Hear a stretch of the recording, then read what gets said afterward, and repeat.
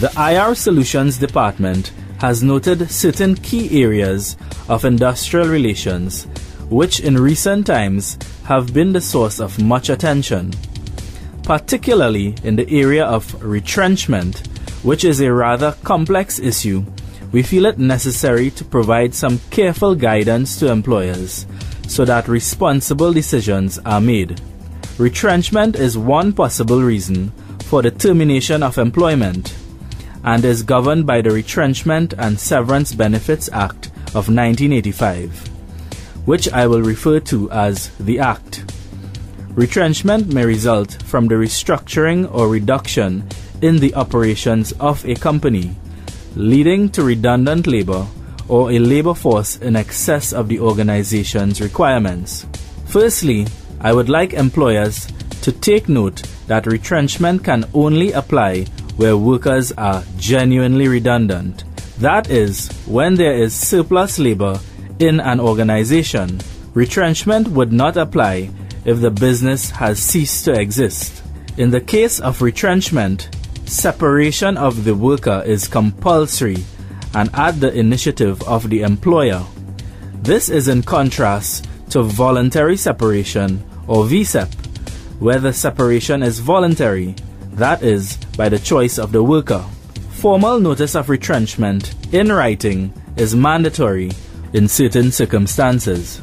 The notice should comply with Section 4 of the Act and include information on the names and classifications of the involved workers, the length of service and current wage rates, the reasons for redundancy, the proposed date of termination, and the criteria used in the selection of workers to be retrenched.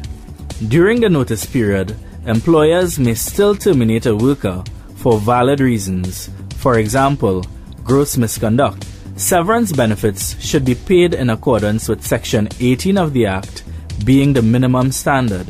I would like to advise employers that before making the decision to retrench workers, they should explore all possible options of offering suitable alternative employment for the affected workers.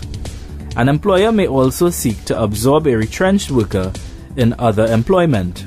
Please note that a worker who unreasonably refuses an offer of comparable and suitable employment is not entitled to severance benefits. Employers must also understand that they cannot arbitrarily select workers for retrenchment. When selecting workers for retrenchment, the last in, first out principle applies.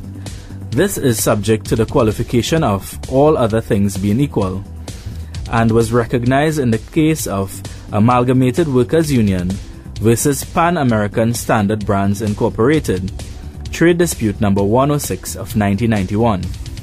I would like to caution employers that if the retrenchment turns out to be a sham or not to be genuine, they may be liable for dismissing the worker in circumstances that are harsh and oppressive and not in accordance with the principles of good industrial relations. Employers should therefore handle retrenchment issues responsibly. In closing, I would like to urge employers not to embark on a retrenchment program without justification, as retrenchment is an extremely sensitive issue that can have severe economic, psychological, and emotional effects on workers and their families. The employer should study his organization carefully before deciding that it is necessary to engage in a retrenchment exercise.